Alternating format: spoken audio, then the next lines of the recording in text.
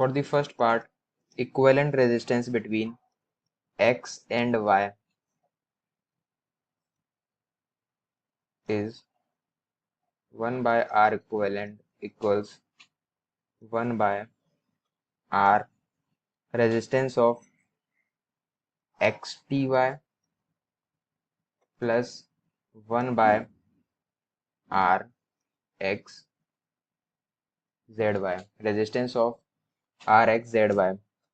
So this circuit is in parallel, so we have applied this.